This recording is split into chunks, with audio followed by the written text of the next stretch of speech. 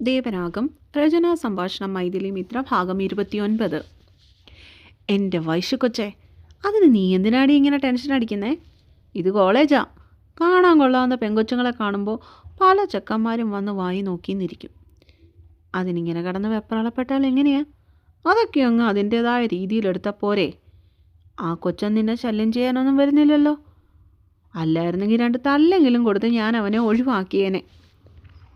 ഉച്ചയ്ക്ക് ഊണ് കഴിഞ്ഞിട്ട് ക്യാൻറ്റീനിൽ നിന്നും പുറത്തേക്ക് ഇറങ്ങിയിട്ടും പെണ്ണിൻ്റെ മുഖത്ത് കാണുന്ന ആശങ്ക ഭാസ്കരനെ വല്ലാതെ അലോസരപ്പെടുത്തി. രാവിലെ സിദ്ധാർത്ഥ് ക്ലാസ്സിൽ വന്ന് ചിരിച്ചു കാണിച്ചപ്പോൾ തൊട്ട് തുടങ്ങിയതാണ് പെണ്ണിൻ്റെ ഈ ആദി. അതിൻ്റെ കൂടെ ഉറക്കമില്ലായ്മയുടെ തളർച്ചയും. ബാലു പറഞ്ഞത് ശരിയാ വൈശു. അവരുടെ കൂട്ടത്തിലുണ്ടായിരുന്ന ജോബിൻ്റെയും നിർമ്മലിൻ്റെയും റോസിൻ്റെയും അഭിപ്രായവും അതുതന്നെയായിരുന്നു. എന്നാലും അങ്ങനെയല്ല ബാലു. മഹാദേവൻ സാർ എന്നെ തെറ്റിദ്ധരിച്ചിട്ടുണ്ടാവില്ലേ? അവൾ പിന്നെയും അതുതന്നെ പറഞ്ഞുകൊണ്ടിരുന്നു. എടി കൊച്ചേ, അവൻ ഈ കോളേജ് ലൈഫൊക്കെ കഴിഞ്ഞിട്ടല്ലേ ഈ സാറിൻ്റെ വേഷവും കെട്ടി ഇങ്ങോട്ടേക്ക് വന്നേക്കുന്നത്. അല്ലെങ്കിൽ തന്നെ ഇക്കാര്യത്തിൽ നീ എന്തിനാ വഹിച്ചു ഇങ്ങനെ കടന്ന് പേടിക്കുന്നേ? അവൻ തെറ്റിദ്ധരിച്ചെങ്കിൽ തെറ്റിദ്ധരിക്കട്ടെ. അതിപ്പോൾ നമ്മളെക്കൊണ്ട് മാറ്റാൻ പറ്റുമോ? അതൊക്കെ കണ്ടില്ല കേട്ടില്ല എന്നങ്ങ് വെച്ചേക്കണം. അല്ല പിന്നെ. ഭാസ്കരൻ്റെ അവളുടെ കയ്യിൽ പിടിച്ചു കോളേജിൻ്റെ മുൻഭാഗത്തുള്ള ക്യാമ്പസിലേക്ക് കൊണ്ടുപോയി. എന്നിട്ട് അവിടെ പണിഞ്ഞിട്ടിരിക്കുന്ന നീളത്തിലൊരു സിമൻറ്റ് ബെഞ്ചിലേക്ക് അവളെ പിടിച്ചിരുത്തി. എടി, സാർ എന്തെങ്കിലും ഇതിനെപ്പറ്റി ചോദിച്ചാൽ നീ ഉള്ള കാര്യം അങ്ങ് തുറന്നു പറയണം. അല്ലാതെ ഇതിലിപ്പോൾ പേടിക്കാൻ എന്താണ് ഇത്രേ ഉള്ളത്? അവളുടെ അടുത്തേക്കിരുന്ന റോസിൻ്റെ അഭിപ്രായവും അതുതന്നെയായിരുന്നു. എല്ലാവരുടെയും ചോദ്യങ്ങൾക്ക് ഉത്തരം കൊടുക്കുവാൻ വൈശാഖിക്ക് അറിയില്ലായിരുന്നു. അവൾ എല്ലാവരെയും നിസ്സഹായതയോടെ നോക്കിയിരുന്നു. സിദ്ധുവേട്ട നിന്നെ നോക്കി ചിരിച്ചു കാണിക്കുന്നുണ്ടെന്നല്ലാതെ ഇതുവരെ ആവശ്യമില്ലാത്തൊരു സംസാരത്തിന് പോലും നിൻ്റെ അടുത്ത് വന്നിട്ടില്ല. അതുകൊണ്ട് ഇതിനെ ഇത്രയ്ക്കങ്ങ് ഗൗരവത്തിൽ എടുക്കേണ്ട കാര്യമുണ്ടോ വൈശു? അവളുടെ മുന്നിൽ ഏണിന് കയ്യും കൊടുത്തു നിന്ന ജോബിൻ പെണ്ണിൻ്റെ നേർക്ക് കണ്ണുകൾ കൂർപ്പിച്ച് നോക്കി. അതിനും ഒരുത്തരം കൊടുക്കാൻ അവളെ കൊണ്ട് കഴിഞ്ഞില്ല. ശരിക്കും പറഞ്ഞ ഇവിടെ താൻ എന്തിനിങ്ങനെ മനസ്സ് വിഷമിപ്പിക്കുന്നു എന്നതുപോലും അവൾക്ക് ബോധ്യമല്ലായിരുന്നു. മഹാദേവൻ സാറിൻ്റെ ദേഷ്യത്തോടെയുള്ള ഒരു നോട്ടം പോലും തന്നെ ഇത്രത്തോളം എന്തിനു അസ്വസ്ഥയാക്കണേ എന്ന ചിന്ത പോലും അവളെ അമ്പരപ്പിച്ച് കളഞ്ഞു എന്നത് മറ്റൊരു സത്യം. ശരിക്കും പറഞ്ഞ് എന്താ നിൻ്റെ പ്രശ്നം വൈശു? അവസാനം ഭാസ്കരൻ അത് ചോദിക്കേണ്ടി വന്നു. എനിക്കറിയില്ല ബാലു. സാർ എന്നെ വഴക്കു പറയുമ്പോൾ വല്ലാത്ത സങ്കടം വരുക. കരയാനൊക്കെ വരും. എന്താണെന്നറിയില്ല. ചുണ്ടുകൾ കൂർപ്പിച്ച് വെച്ചുകൊണ്ട് പറയുന്നവളെ നോക്കി അയാൾ പൊട്ടിച്ചിരിച്ചു പോയി. അവളുടെ വീർത്ത് കവളുകൾ അതുകൂടി കണ്ടതും ഒന്നും കൂടി വീർത്തുപോയി. എടി പൊട്ടിക്കാളി, 24 മണിക്കൂറും എൻ്റെ മോനെ പിശുക്കനെന്ന് നീ കളിയാക്കി വിളിക്കുകയും ചെയ്യും. അവനൊന്ന് വഴക്ക് പറഞ്ഞാൽ ഇങ്ങനെ മോന്തയും വീർപ്പിച്ചുകൊണ്ടിരിക്കുകയും ചെയ്യും. നിൻ്റെ ഒരു കാര്യം അല്ല, എനിക്കറിയാൻ മേലാഞ്ഞിട്ട് ചോദിക്കുക. അവൻ തെറ്റിദ്ധരിച്ചാൽ നിനക്കെന്താ ഇത്രയും പ്രശ്നം?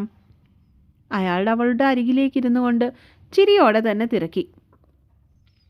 രാവിലെ സിദ്ധോട്ടൻ എനിക്കൊരു ബായി പറഞ്ഞതിനാ സാർ എനിക്ക് 1 മണിക്കൂറത്തെ ക്ലാസ് എടുത്തത്. കേട്ടത് ഞാനല്ലേ, അല്ലാതെ നിങ്ങളല്ലല്ലോ. പെണ്ണ് മുഖം കൊട്ട പോലെ ഒന്നും കൂടെ വീറി. എടി, നീയല്ലേ അവനോട് വീട്ടിലെ ഒരംഗത്തെ പോലെ നിന്നെ കാണണമെന്ന് പറഞ്ഞത്? ആ ഒരൊറ്റ കാരണം കൊണ്ടാണ് അവൻ നിന്നെ തൊട്ടതിനും പിടിച്ചതിനൊക്കെ ഇങ്ങനെ കടന്ന് വഴക്ക് പറയുന്നത്. നീ ഒരു കാര്യം ചെയ്യ്. ഇനി വാടക 15 കൊടുക്കണ്ട, പകരം 10 കൊടുത്താൽ മതി. ഈ ചീത്തവിളിയും വഴക്ക് പറച്ചിലും ഒക്കെ ഒറ്റ അടിക്കങ്ങ് നിന്നോളും. അതും പറഞ്ഞ് ഭാസ്കരൻ വീണ്ടും പൊട്ടിച്ചിരിച്ചതും വൈശാഖി ഒഴികെ ബാക്കി എല്ലാവരും അതിൻ്റെ കൂടെ കൂടി. അവൾക്ക് മാത്രം എന്തുകൊണ്ടോ ചിരി വരുന്നുണ്ടായിരുന്നില്ല. കാശ് കൊടുക്കുന്നത് മാത്രമാണോ സാറിനെ ഇങ്ങനെ വഴക്ക് പറയുന്നത്? എൻ്റെ കാര്യങ്ങളൊക്കെ അന്വേഷിക്കുന്നത്? എനിക്ക് വയ്യാതിരുന്നപ്പോൾ എന്നെ വലിയ കാര്യമായിട്ട് നോക്കിയത്? അവളുടെ ചിന്തകൾ പോയത് ആ വഴിക്കായിരുന്നു. അപ്പോൾ 5000 രൂപ കുറച്ച് കൊടുത്താൽ അന്ന് തൊട്ട് തന്നോട് കാട്ടുന്ന ഈ അടുപ്പവും സ്നേഹവും ഒക്കെ നിൽക്കുമോ? അത് ചിന്തിച്ചപ്പോൾ തന്നെ പെണ്ണിൻ്റെ മനസ്സിലൊരു വെള്ളിടി വെട്ടി. പൊടുന്നനെയാണ് ലഞ്ച് ബ്രേക്ക് കഴിഞ്ഞു എന്നറിയിക്കുവാനുള്ള ബെല്ലടിച്ചത്. വാടി, ബെല്ലടിച്ചു. നമുക്ക് ക്ലാസ്സിൽ പോവാം. ഇനി അത്രയ്ക്കും പേടിയാണെങ്കിൽ നീ ഒരു കാര്യം ചെയ്യ്. വീട്ടിൽ ചെന്നിട്ട് ഇതിനെക്കുറിച്ച് നേരിട്ട് തന്നെ ദേവനോട് സംസാരിക്ക്. പ്രശ്നം അവിടെ തീരും. ഭാസ്കരൻ അവളുടെ കയ്യിൽ പിടിച്ച് എഴുന്നേൽപ്പിച്ചു. എന്നിട്ട് ക്ലാസ്സിന് നേർക്ക് നടന്നു. സംസാരിക്കണം, സാറിനോട് സംസാരിക്കണം. എനിക്കും സിദ്ധാർത്ഥിനും ഇടയിൽ ഒന്നുമില്ലെന്ന് സാറിനെ പറഞ്ഞ് മനസ്സിലാക്കിക്കണം. വൈശാഖി മനസ്സിൽ ഉറപ്പിച്ചു. ക്ലാസ് റൂമിലേക്ക് ചെന്നതും അടുത്ത അവറിനുള്ള മാഡം വന്നതും ഒരുപോലെ ആയിരുന്നു. അവൾക്ക് പിന്നീട് എന്തുകൊണ്ടോ മറ്റുള്ള ക്ലാസ്സുകളിൽ ശ്രദ്ധിക്കാൻ പറ്റുന്നുണ്ടായിരുന്നില്ല. മനസ്സ് നിറയെ മഹാദേവനായിരുന്നു. അവനെ ഒന്ന് കാണണം എന്ന് ഉള്ളം തുടിക്കുന്നത് പോലെ. ആ ചിന്തയിൽ തന്നെ അവൾ കണ്ണുകൾ ഇറുക്കി അടച്ചു കളഞ്ഞു. അവളുടെ കവിളുകൾ ചുവന്നു പൂത്തു. എങ്ങനെയെങ്കിലും ഒന്ന് വീടെത്തിയാൽ മതി എന്നതായിരുന്നു പിന്നീടുള്ള വൈശാഖിയുടെ ചിന്ത പോലും. അന്ന് പിന്നെ മഹാദേവൻ്റെ ക്ലാസ് അവർക്കുണ്ടായിരുന്നില്ല. അതുകൊണ്ട് തന്നെ അത്രയും നേരം അസ്വസ്ഥമായിരുന്നവൾ ലാസ്റ്റ് ബെല്ലടിച്ചതും സന്തോഷം കൊണ്ട് തുള്ളിച്ചാടി. ബാലു, വീട്ടിൽ പോവാം, അവൾ ഉത്സാഹത്തോടെ ചോദിച്ചു. എടി, വടംവലിക്ക് പേര് കൊടുത്തിട്ടുള്ളവർ ഗ്രൗണ്ടിലേക്ക് ചെല്ലണമെന്ന് സിദ്ധാർത്ഥ് പറഞ്ഞില്ലായിരുന്നോ? അതുകൊണ്ട് നീ കുറച്ച് വെയിറ്റ് ചെയ്യേണ്ടി വരും. ജോബിനാണ് അതിനുള്ള ഉത്തരം നൽകിയത്. ആണോ? അത്രയും നേരം കണ്ണുകളിൽ സന്തോഷത്തിൻ്റെ പൂത്തിരി കത്തിച്ചുകൊണ്ട് നിന്നവൾ പൊടുന്നനെ അസ്വസ്ഥയായി. നീ ഒരു കാര്യം ചെയ്യ് വൈശു, നീ ദേവൻ്റെ കൂടെ വീട്ടിലേക്ക് പൊയ്ക്കോ. ഞങ്ങൾ വരാൻ ചിലപ്പോൾ താമസിച്ചാലോ? അതും പറഞ്ഞുകൊണ്ടാണ് ബാലു അവളുടെ കൈയും പിടിച്ചുകൊണ്ട് ക്ലാസ് റൂമിൻ്റെ പുറത്തേക്ക് ഇറങ്ങിയത്. ഡി, ഞാൻ പോവാണേ. കോളേജിൻ്റെ നീണ്ട വരാന്തയിൽ കൂടി നടക്കുന്നതിനിടയിൽ റോസ് അവളുടെ തോളിലൊന്ന് തട്ടിയിട്ട് ഇടയ്ക്ക് യാത്ര പറഞ്ഞു പോയിരുന്നു. ദേവാ. സ്റ്റാഫ് റൂമിൽ നിന്നും പുറത്തേക്ക് ഇറങ്ങുന്ന മഹാദേവനെ ഭാസ്കരൻ ഇത്തിരി ഉച്ചത്തിൽ തന്നെ വിളിച്ചു. തൻ്റെ അടുത്തേക്ക് വരുന്നവനെ നോക്കി ചെക്കൻ ഒരു നിമിഷം സംശയത്തോടെ നിന്നു. ഞങ്ങൾ ഗ്രൗണ്ടിലേക്ക് പോകുക. ലേറ്റാവുമോ എന്നൊന്നും അറിയില്ല. നീ ഒരു കാര്യം ചെയ്യ്, വീട്ടിലേക്ക് ഇവളെയും കൂടെ കൂട്ടിക്കോ. ബാലു അരികിൽ നിൽക്കുന്നവളെ കാട്ടി മകനോട് ആവശ്യപ്പെട്ടു. ആ. മഹാദേവൻ മറുപടിയൊന്നും കൊടുത്തില്ല. പകരം അച്ഛനെ നോക്കി സമ്മതത്തോടെ ഒന്ന് തലയാട്ടുക മാത്രം ചെയ്തു. എന്നിട്ട് അയാളുടെ കയ്യിൽ തൂങ്ങി മുഖം കുനിച്ചു നിൽക്കുന്ന വൈശുവിനെ ഒന്ന് പാളി നോക്കി. ശേഷം മുന്നോട്ടേക്ക് നടന്നു. ചെല്ല്, അവൻ്റെ കൂടെ പോ. ബാലു അവളെ നോക്കി കണ്ണുകൊണ്ട് ആംഗ്യം കാട്ടി. ബൈ. എല്ലാവരോടുമായി യാത്ര പറഞ്ഞിട്ട് വേഗത്തിൽ മഹാദേവൻ്റെ പിന്നാലെ കാലുകൾ നീക്കി പെണ്ണ്. അവനെ ഒന്ന് കണ്ടതിൽ, അവൻ്റെ ഒരു നോട്ടം കിട്ടിയതിൽ ഒരുപാട് സന്തോഷം തോന്നുന്നുണ്ടായിരുന്നെങ്കിലും എന്തുകൊണ്ടോ ദേവൻ്റെ സാമീപ്യം അവളിൽ ചെറിയൊരു പേടിയും ഉണ്ടാക്കിയിരുന്നു. നേരെ പാർക്കിങ്ങിലേക്കാണ് നടന്നത്. കാറ് റിവേഴ്സ് എടുത്ത് വൈശാഖിയുടെ മുൻപിൽ കൊണ്ടുപോയി മഹാദേവൻ നിർത്തി. ഡോർ തുറന്ന് കോ ഡ്രൈവിംഗ് സീറ്റിലേക്ക് കയറിയിരിക്കുമ്പോഴും അവളിൽ വല്ലാത്തൊരു വെപ്രാളായിരുന്നു. ഇപ്പോൾ തന്നെ സാറിനോട് പറഞ്ഞാലോ? വീട്ടിൽ വെച്ച് പറഞ്ഞിട്ട് ചീത്തവിളി കേട്ടാൽ വസുന്ധര ആൻറ്റിയും ഗൗരിയും ഒക്കെ അറിയും. അത് നാണക്കേടാണ്. ഇതുതന്നെയാണ് സംസാരിക്കാൻ പറ്റിയ സമയം. അവൾ പേടിയോടെയെങ്കിലും മനസ്സിൽ ചിന്തിച്ചു. കുറച്ച് നിമിഷങ്ങൾ കഴിഞ്ഞിട്ടും വണ്ടി മുന്നോട്ടേക്ക് പോകുന്നില്ലെന്ന് ശ്രദ്ധിച്ചപ്പോഴാണ് ഡ്രൈവിംഗ് സീറ്റിലിരിക്കുന്നവനേക്ക് അവളുടെ നോട്ടം സംശയത്തോടെ പോയത്. നോക്കിയപ്പോൾ കണ്ടു, നെറ്റിയും ചുളിച്ചുകൊണ്ട് തൻ്റെ മുഖത്തേക്ക് ഉറ്റു നോക്കിക്കൊണ്ടിരിക്കുന്നവനെ. സ്വപ്നം കണ്ടു കഴിഞ്ഞെങ്കിൽ സീറ്റ് ബെൽറ്റ് ഇടാൻ നോക്ക്. ദേവൻ്റെ ശബ്ദം ഗൗരവത്തോടെ അവളുടെ ചെവിയിൽ പതിഞ്ഞു. സർ. വണ്ടി കോളേജ് ഗേറ്റും കഴിഞ്ഞ് റോഡിലേക്ക് ഇറങ്ങിയതും വൈശാഖി ധൈര്യം സംഭരിച്ച് അടുത്തിരിക്കുന്നവനെ മെല്ലെ വിളിച്ചു. ഡ്രൈവിങ്ങിൽ ശ്രദ്ധിച്ചിരുന്നവൻ അവളുടെ ആ വിളി ആദ്യം കേട്ടിരുന്നില്ല. സർ. അവൻ ശ്രദ്ധിക്കുന്നില്ല എന്ന് മനസ്സിലായതും വൈശു ഇച്ചിരി ശബ്ദം ഉയർത്തി വീണ്ടും മഹാദേവനെ വിളിച്ചു. ആ, എന്താ? ഡ്രൈവിങ്ങിൽ ശ്രദ്ധിച്ചുകൊണ്ട് തന്നെ തികച്ചും അലസമായി അവൻ വിളി കേട്ടു. അത് പിന്നെ. ഉള്ളിൽ സ്വരുക്കൂട്ടി വെച്ചിരിക്കുന്ന ധൈര്യം അവൻ്റെ ആ ഗൗരവമുറ്റി നിൽക്കുന്ന മുഖം കണ്ടപ്പോൾ തന്നെ അവൾ മറന്നുപോയിരുന്നു. പേടിയോടെ പെണ്ണ് ഉമിനീരിറക്കിപ്പോയി. എന്തെങ്കിലും പറയാനുണ്ടെങ്കിൽ വാ തുറന്നു പറയണം, അല്ലാതെ ഇങ്ങനെ മനുഷ്യനെ ഇട്ട് വട്ടം കറക്കുകയല്ല വേണ്ടത്. അടുത്ത ഓർഡർ അപ്പോൾ തന്നെ അവളെ തേടിയെത്തിയിരുന്നു. ആ. വൈശു അവനെ നോക്കി തലയാട്ടി. എന്താ, ഇപ്പോൾ ഒന്നും പറയാനില്ലേ? പെണ്ണിൻ്റെ ഇരിപ്പും ഭാവമൊക്കെ കണ്ടതും ചെക്കൻ എടുത്തു ചോദിച്ചു പോയി. ഉണ്ട്. മടിയിൽ വെച്ചിരിക്കുന്ന കോളേജ് ബാഗിന് മുകളിൽ വൈശാഖി പരിഭ്രമത്തോടെ വിരലുകൾ അമർത്തി പിടിച്ചു. ദേവൻ അവളെ നെറ്റി ചുളിച്ചുകൊണ്ട് സംശയത്തോടെ ഉറ്റുനോക്കി. പെണ്ണിനെന്തോ തന്നോട് പറയാനുണ്ടെന്ന് ഒറ്റ നോട്ടത്തിൽ തന്നെ മഹാദേവന് മനസ്സിലായിരുന്നു. കാര്യം എന്തോ ഗൗരവമാണെന്നുള്ളതും അവളുടെ മുഖത്തു നിന്നും വായിച്ചെടുക്കാൻ പറ്റുന്നതായിരുന്നു. അതുകൊണ്ട് തന്നെ ദേവൻ തൻ്റെ വണ്ടി ഒഴിവുള്ള റോഡ് സൈഡിലേക്ക് മെല്ലെ ഒതുക്കി നിർത്തി. ഇനി പറയേ. അവളെ കേൾക്കാൻ എന്നതുപോലെ അവൻ വൈശാഖിയുടെ നേർക്ക് ചെരിഞ്ഞിരുന്നു. ഇനിയും പറയാതെ ഇരുന്നാൽ സാറിൻ്റെ വായിൽ നിന്നും ചീത്ത കേൾക്കുമെന്ന് ഉറപ്പുള്ളത് കൊണ്ട് തന്നെ വൈശാഖി ആദ്യം തന്നെ ശ്വാസം ഉള്ളിലേക്കൊന്ന് ആഞ്ഞു വലിച്ചു. എന്നിട്ട് മഹാദേവൻ്റെ മുഖത്തേക്ക് പരവേശത്തോടെ നോട്ടം പായിച്ചുകൊണ്ട് തുടർന്നു.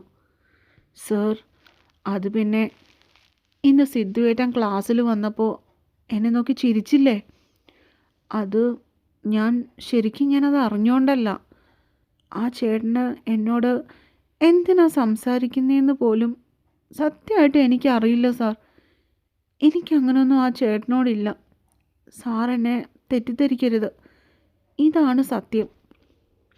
ധൈര്യം സംഭരിച്ച് എങ്ങനെയൊക്കെ അവൾ മഹാദേവനോട് പറഞ്ഞൊപ്പിച്ചു. പക്ഷേ അവൾ പ്രതീക്ഷിച്ചതുപോലെ ഒരു വഴക്കോ ദേഷ്യപ്പെടലോ ഒന്നും ദേവൻ്റെ ഭാഗത്തുനിന്നും ഉണ്ടായില്ല എന്നതാണ് സത്യം. സാർ, സത്യമാണ് ഞാൻ പറയുന്നേ. എന്നെ തെറ്റിദ്ധരിക്കരുത്. തൻ്റെ മുഖത്തേക്ക് തന്നെ ഉറ്റു നോക്കിക്കൊണ്ടിരിക്കുന്ന മഹാദേവനോട് അവൾ ഉറപ്പോടെ വീണ്ടും എടുത്തു പറഞ്ഞു. അതിന് അവളെ ഞെട്ടിപ്പിക്കുന്ന രീതിയിലുള്ള മറുപടിയാണ് മഹാദേവൻ ആ നേരം അവൾക്കായി കൊടുത്തത്. സാർ, അവൾ കണ്ണും വീഴ്ച അവനെ തന്നെ നോക്കിയിരുന്നു പോയി. സിദ്ധാർത്ഥ് നിന്നെ നോക്കിച്ചിരിച്ചതിന് ഞാനൊന്നും നിന്നോട് പറഞ്ഞില്ലല്ലോ വൈശാഖി. ഇക്കാര്യത്തിൽ ഞാൻ നിന്നെ എന്തിനാണ് തെറ്റിദ്ധരിക്കേണ്ടത്? അവനോട് സംസാരിക്കുന്നതിനോ ചിരിക്കുന്നതിനോ ഒന്നും വൈശാഖിയെ ഞാൻ തടഞ്ഞില്ല. മറ്റു റിലേഷനിലേക്ക് പോകാതെ പഠിത്തത്തിൽ ശ്രദ്ധിക്കണം എന്നു മാത്രമേ ഞാൻ പറഞ്ഞിട്ടുള്ളൂ. അവൻ തീർത്ത അലസമായിട്ടാണ് അവൾക്കുള്ള മറുപടി നൽകിയത്. സാർ, എനിക്ക് വൈശുവിന് വല്ലായ്മ തോന്നി. അവൾ സങ്കടത്തോടെ അവനിൽ നിന്നുള്ള നോട്ടം മാറ്റി. വൈശാഖി എന്നെ സംബന്ധിച്ചിടത്തോളം എൻ്റെ വീട്ടിലെ ഒരു വാടകക്കാരി മാത്രമാണ്. വൈശാഖിയെ സ്വന്തം വീട്ടിലെ ഒരു അംഗത്തെ പോലെ കാണണം എന്ന് പറഞ്ഞതുകൊണ്ട് മാത്രം ഞാനിങ്ങനെ ഉപദേശിക്കാൻ വരുന്നത് പോലും. അല്ലാതെ എൻ്റെ ഇഷ്ടത്തിന് വൈശാഖി ജീവിക്കണം എന്നല്ല അതിൻ്റെ അർത്ഥം. അല്ലെങ്കിൽ തന്നെ വൈശാഖി ആരോട് സംസാരിച്ചാലും കൂട്ടുകൂടിയാലും എനിക്കെന്ത് പ്രശ്നമുള്ളേ? അവനിൽ നിന്നും പൊടുന്നനെ ഈർച്ചവാൾ പോലെ ആ സംസാരം പുറത്തേക്ക് തെറിച്ചതും വൈശാഖിയുടെ കണ്ണുകൾ മിഴിഞ്ഞു വന്നു. അവൾക്ക് ശ്വാസം മുട്ടുന്നത് പോലെ തോന്നി. കേട്ടത് വിശ്വസിക്കാനാവാതെ അവൾ മഹാദേവനെ തന്നെ ഉറ്റുനോക്കിയിരുന്നു. താൻ വാടകക്കാരി മാത്രമാണെന്ന്, വീട്ടിലെ ഒരു അംഗത്തെപ്പോലെ തന്നെ കാണണമെന്ന് പറഞ്ഞതുകൊണ്ട് മാത്രമാണ് സാർ എന്നെ ഉപദേശിക്കുന്നതെന്ന്, താൻ ആരോടും മിണ്ടിയാലും കൂട്ടുകൂടിയാലും സാറിന് യാതൊരു വിധത്തിലുള്ള സങ്കടങ്ങളും ഇല്ലെന്ന്. കണ്ണിൽ നിന്നും പുറത്തേക്ക് തെറിച്ച കണ്ണുനീരിനെ അവൻ കാണാതെ പെരുവിരൽ തുമ്പുകൊണ്ട് തട്ടിക്കളഞ്ഞു പെണ്ണ്. ദേഷ്യവും സങ്കടവും എല്ലാം കൂടി ഒരുപോലെ വരുന്നുണ്ടായിരുന്ന അവൾക്ക്. പക്ഷേ അത് എന്തിനാണെന്ന് മാത്രം തിരിച്ചറിയാൻ അവൾക്കപ്പോൾ പറ്റിയില്ല. ഒരു കാര്യം മാത്രം വ്യക്തമായി. സാറിൻ്റെ ചെറിയ അവഗണനകൾ പോലും തന്നെ കൊണ്ട് താങ്ങാൻ പറ്റില്ല എന്നുള്ള കാര്യം. ഈശ്വര, ഇതെന്തൊരു വിധിയാണ്! തനിക്കിതെന്താണ് പറ്റിയത്? ഞാൻ ഇങ്ങനെയൊന്നും അല്ലായിരുന്നല്ലോ. വാശി കാട്ടി വാങ്ങാൻ പറ്റുന്നതാണോ ഒരാളിൽ നിന്നുള്ള ഇഷ്ടം? അയാൾ അത് അറിഞ്ഞു തരേണ്ടതല്ലേ? ഇവിടെ എനിക്ക് മാത്രമാണ് സാറിനോടൊരു ഇഷ്ടം തോന്നിയത്. പക്ഷെ സാറിന് തന്നോട് തോന്നിയത് വാടകക്കാരിയായ ഒരു പെൺകുട്ടിയോട് തോന്നേണ്ട ഒരു കരുതലും സ്നേഹവും മാത്രമാണ്. അതും താൻ പൈസ കൊടുത്ത് വാങ്ങിക്കൊണ്ടിരുന്ന സ്നേഹം. അവൾക്ക് സ്വയം പുച്ഛം തോന്നി, കൂടെ ആത്മനിന്ദയും. ഒരിത്തിരി സ്നേഹവും പരിഗണനയും കാട്ടിയപ്പോൾ അങ്ങോട്ടേക്ക് ചാഞ്ഞുപോയ മനസ്സിനെ അവൾ മൗനമായി ശാസിച്ചു. ഒരിക്കൽ ഈ വീടിൻ്റെ പടികൾ ഇറങ്ങേണ്ടതാണെന്നും വാശിയോടെ ഒരിഷ്ടത്തെ സ്വന്തമാക്കാൻ ഒരിക്കലും സാധിക്കുകയില്ലെന്നും അവൾ മെല്ലെ തന്നെ ചൊല്ലി പഠിപ്പിച്ചു. മനസ്സില്ലാ മനസ്സോടെ. ഇനി എന്തെങ്കിലും ഉണ്ടോ പറയാൻ? അടുത്ത ചോദ്യം അവനിൽ നിന്നും ഉണ്ടായപ്പോഴാണ് വൈശാഖി അത്രയും നേരമുള്ള ചിന്തകളിൽ നിന്നും പുറത്തേക്ക് വരുന്നത് തന്നെ. ഇല്ല സാർ. തീർത്തും നിർവികാരതയായിരുന്നു അവളുടെ സംസാരത്തിൽ. ആ, അമർത്തി മൂളിക്കൊണ്ട് മഹാദേവൻ വണ്ടി മുന്നോട്ടേക്കെടുത്തു. പിന്നീട് വീടെത്തുന്നിടം വരെ അവൾ നിശബ്ദയായിരുന്നു. അവളുടെ മൗനം എന്തുകൊണ്ടോ മഹാദേവൻ ശ്രദ്ധിക്കുകയും ചെയ്തിരുന്നു. വണ്ടി വീടിൻ്റെ മുറ്റത്തേക്ക് ചെന്ന് നിന്നതും അവൾ ധൃതിയിൽ ഡോർ തുറന്ന് പുറത്തേക്കിറങ്ങി. എന്നിട്ട് ഉമ്മറപ്പടികൾ കയറി സ്വന്തം മുറിയിലേക്ക് നടന്നു. റൂമിൻ്റെ വാതിൽ അകത്തു നിന്നും ചാരി കയ്യിലിരുന്ന ബാഗ് കട്ടിലേക്ക് ഇട്ടിട്ട് ഇട്ടുമാറുവാനുള്ള തുണിയുമായി ബാത്റൂമിലേക്ക് കയറുമ്പോൾ ഉള്ളിലുള്ള സങ്കടങ്ങളെ എങ്ങനെയെങ്കിലും പുറത്തേക്ക് ഒഴുക്കിക്കളയണം എന്ന ചിന്ത മാത്രമായിരുന്നു അവളിലപ്പോൾ ഉണ്ടായിരുന്നത്. ഷവർ ഓൺ ചെയ്തിട്ട് ഏറെ നേരം അവൾ അതിൻ്റെ കീഴിൽ തന്നെ നിന്നു. വെള്ളത്തോടൊപ്പം തന്നെ ഒലിച്ചിറങ്ങുന്ന കണ്ണുനീരിനെ അവൾ ഒട്ടും ശ്രദ്ധിച്ചില്ല. ഒഴുകിപ്പൊയ്ക്കോട്ടെ എന്നവൾ കരുതി കാണും. കുളിയും കഴിഞ്ഞ് തലയും തോർത്തി തുണിയും ഇട്ടുകൊണ്ട് മുറിയിലേക്ക് വന്നവളുടെ മനസ്സിൽ അപ്പോഴും മഹാദേവനെക്കുറിച്ചുള്ള ചിന്തകളായിരുന്നു. പിന്നീട് ഒന്നും ചെയ്യുവാൻ അവൾക്ക് തോന്നിയില്ല. നേരെ ചെന്ന് കട്ടിലിലേക്ക് കയറി കിടന്നു. സാറിൻ്റെ ഒരു ചെറിയ അവഗണന പോലും താങ്ങാൻ പറ്റാത്ത രീതിയിൽ താൻ തളർന്നു പോകുന്നു. ഇത്രമാത്രം ആ ഒരാളെക്കുറിച്ച് ആലോചിച്ചു കൊണ്ടിരിക്കുവാൻ അയാൾ തനിക്ക് ആരാണ്? ചിന്തിച്ച് ചിന്തിച്ച് അവൾക്ക് അവസാനം ഒരു ഉത്തരം കിട്ടി. തൻ്റെ പ്രണയം. ആദ്യമൊന്ന് അമ്പരപ്പെട്ടുവെങ്കിലും ആ സുഖമുള്ള വികാരത്തെ എത്രയൊക്കെ വേണ്ടെന്ന് വെച്ചിട്ടും വൈശാഖി മനസ്സിലിട്ട് താലോലിച്ചു പോയി. കുറേയേറെ നേരം, അതും കള്ളത്തരത്തിൽ. തലേ ദിവസത്തെ ഉറക്കക്ഷീണം കാരണോ തല തണുക്കെ കുളിച്ചതിൻ്റെ സുഖമോ പിന്നീട് അവളൊരു നീണ്ട ഉറക്കത്തിലേക്ക് ആഴ്ന്നു പോയിരുന്നു. അപ്പോൾ പതിവ് പോലെ നിങ്ങളുടെ കമൻസ് ഇന്നും കമൻറ്റ് ബോക്സിലൊന്ന് അടയാളപ്പെടുത്താൻ നോക്കണം കേട്ടോ. അപ്പോൾ നാളെ പാട്ടുമായി വരാവേ.